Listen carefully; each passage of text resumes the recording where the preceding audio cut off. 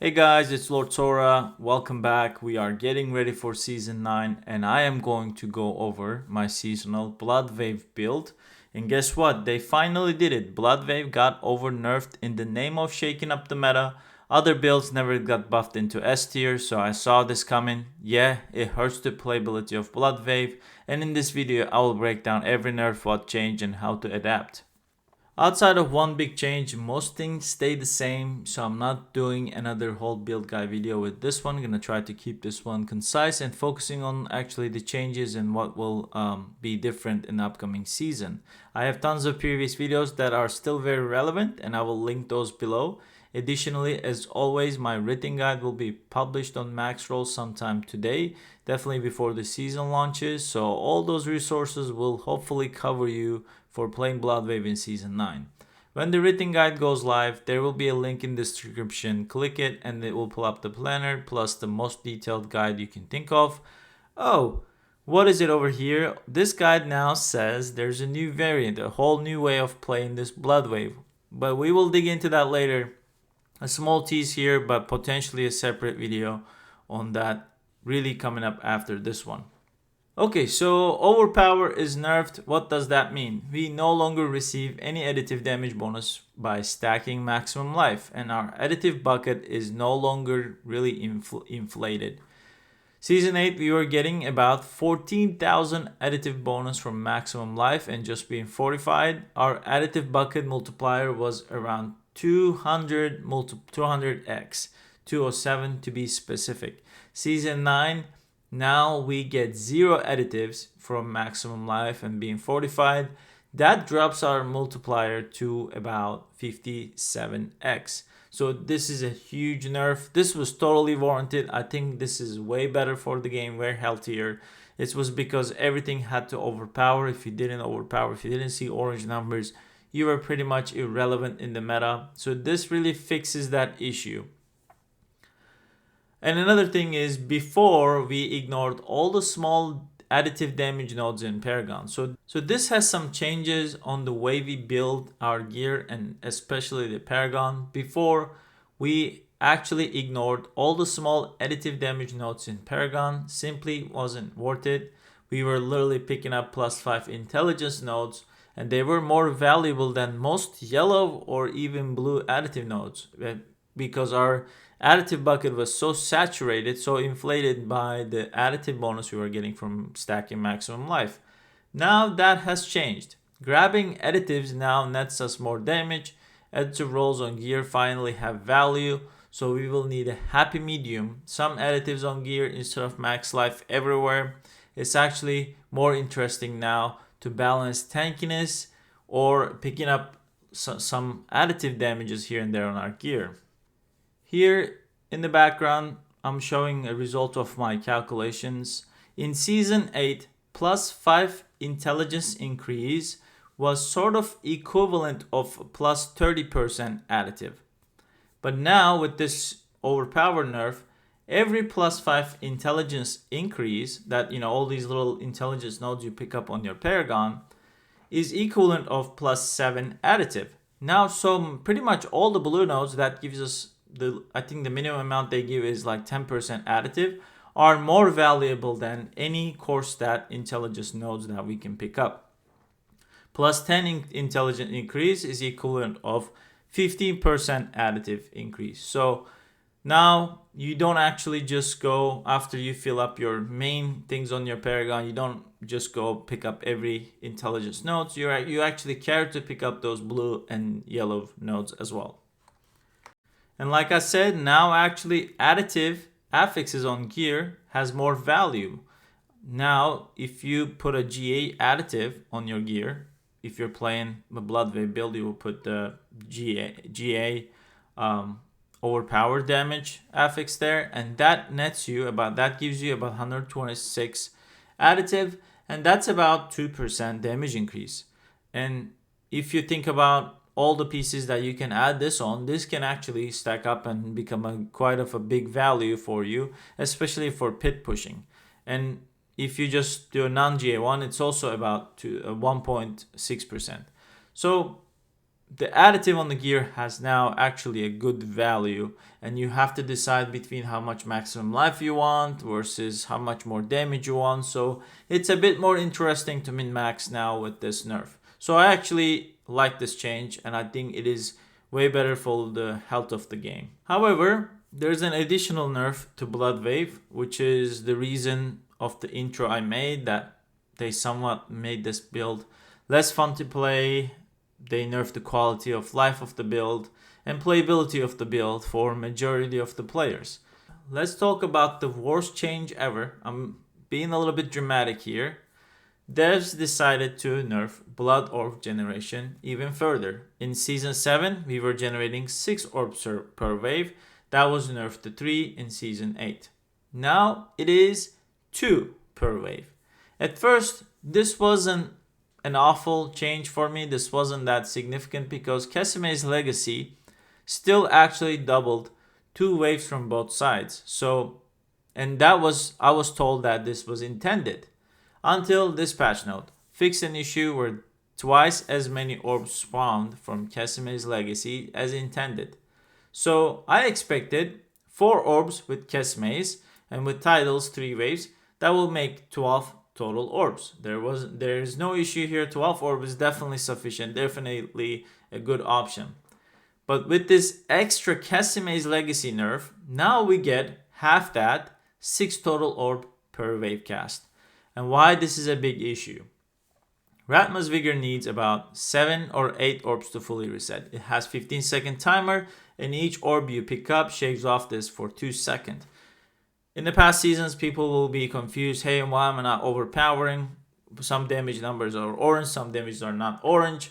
What's happening? This was the reason. You have to pick up orbs to reset Rathma's Vigor. And some people hated this already, even though it was relatively easy because you generated a lot of orbs and they were accumulating everywhere. So you would just move slightly and pick up enough orbs. However, now we are cutting it very close. Titles, we are only generating 6 orbs. That means 12 seconds. So titles animation lasts 2.5 seconds. The Rathma's Vigor is 15. And we shave off 12 seconds by picking up 6 orbs. That is almost 15. But now you have to pick up all the orbs. And then it still may not be enough. There's like this clunky half a second or maybe more, depending on the situation you're in. Pit pushing, you have to dodge the damage. Now we are also not as tanky because we're not going to be stacking as much max life. And players already hated picking up orbs. Some get eaten by walls and objects as well, so they disappear. You won't be able to pick up all of them. And just the gameplay is going to be super clunky to ensure that you overpower every rotation. There are ways to counter this, and I'm going to talk about that in a second here. But yeah, I think this is going to hurt the build a lot, and a lot of people will just overall hate the build and will not play it. And I don't think the Blood Wave is S tier anymore just because of this change. I know a lot of tier lists will put Blood Wave on S tier because the damage output is there, but the amount of work you have to do in rotations to ensure that you do not lose DPS because you fail to overpower is going to be rough. And maybe I'm over exaggerating, maybe this is an initial reaction and maybe it won't be as bad, but that's when the season goes live and I do the testing and see where this goes. But talk about the ways to counter it. So now we're going to build a little differently. We're going to put tendrils back, and we're going to rely on tendrils to generate extra orbs. With density, this won't be an issue. Boss fight, it's going to feel more clunky for sure. And the boss fights are already clunky because we're not running fast blood. However, another one, we are probably going to put some more points into transfusion. I'm not so sure about this. We're already running short on skill points. This means we may give up some damage somewhere else. If you have a GG gear, you can take some points out of Inspiring Leader and put in transfusion. And this might help creating a few more extra orbs. Even though lucky hit chance on this is very low. And these changes might make it okay. But overall, I personally hate this change. And I think for most people, this will make the build unplayable. And I'm gonna go on a little rant about this, so hear me out for a second. When we became the meta in Season 7, like broken meta, we got a lot of players from other classes trying Bloodwave and trying Necromancer for the first time. You know what they said? They hated it. I talked to Makuna a lot. Makuna constantly asked me, man, how do you play this class? He was coming from a Sork. People already do not like playing the Necromancer. Not for me, I enjoy it, but for most people out there, it's the least fun, least mobile, can't even speed farm shit, half the rate any other classes do, and is only good for the pits, which the thing player base likes doing the least, because it's the least enjoyable content. You have to bash your head against the wall to push pits. And we get nerf like this to make our builds more clunky to play. It just doesn't make sense to me. I will take a straight up more damage nerf than nerfing the build's enjoyment and quality of gameplay. They did the same thing with Bone Spear this season. Like, they totally killed its overpower engine and quality of life and playability based on what we see in the first reaction. And I don't know, I hope the devs hear our feedback here and the community sentiment and they stop inflicting these changes to our class. Anyhow, I think that's enough with the rant, so let's talk about the build. Just to quickly go over the build guide, not gonna go into much details here, but maybe some of you folks are just trying the build for the first time, so to give you guys a bit more information as well. I have the written guide, will be available before season launch. You can see the variants on the top here. There's a special pit push variant. There's a whole variant section in this guide if you go down. And then this one also has all the kind of different variants. A little teaser here, shadow dot on the top. You can also see it calls out that there is a new variant, which I will cover this on a separate video. This is a whole different new way of playing with the blood wave, just purely focusing on damage over time. So we'll touch on that in another video. But if you click on the planner and embed, it will pop up the planner for you, and all the variants are listed here again, and you can get the whole picture with the planner view. And yeah, and then there is also Paragon 1 to 4 steps. This will guide you through your Paragon journey depending on how much points you have. For example, 213 points on step 1, 228, 250, and then fully maxed out Paragon board. Overall, most build stays intact in the past seasons. The one changes, as I called out, we are gonna incorporate corpse tendrils now to generate more blood orbs. We are no longer prioritizing maximum life. We are prioritizing intelligence and trying to triple master intelligence for more damage, as is our core damage. It gives us the most value from most pieces on amulet. Tides of blood is the most important piece, and then you want GA on intelligence, and then gloom is the third priority. If you want a masterwork, you want 2 on Tides of Blood and 1 on Gloom. You can also do triple, but triple is harder. So you have 2 options. Both options are very close. Actually, this setup, 2 on Tides and 1 on Gloom, gives more damage because of diminishing returns to Tides of Blood. But overall, this is the setup, and seasonal powers are obviously different. We are using Disintegrate. On the Pit Push variant, I am using the Chorus of Vapor because this disables the vampiric monsters portaling out of our wave, helps on pit pushing. On other variants, go to Mythic, we are using the Shadow one, makes us more tanky, reduced damage for 10% for 7 seconds. And we are having Perma Unstoppable this season. We are having a really good execute, 40% on non-elites, 20% on elites. It's huge.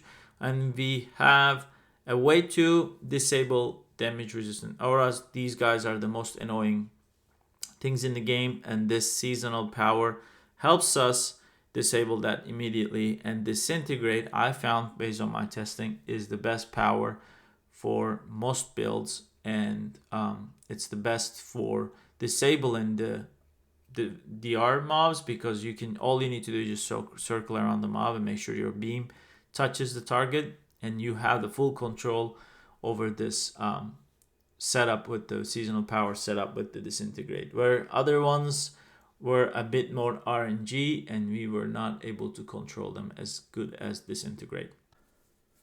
Overall, I think this is good for now. With all the information, I will be, of course, making more videos on this, covering additional details I found along the way. But these all should get you started on Bloodwave if that's what you want to play. Again, teasing it one more time, I have another video coming out, and I have actually already a video from PTR doing 103 with this other way of playing Bloodwave. So make sure to check that one out when that drops. And I hope the season 9 is fun. I'm happy to be back. Looking forward to reset and grinding again. So more videos on the way. Lord Sora here. Good to be back. Thank you for watching. I'll see you guys in the next video. Cheers.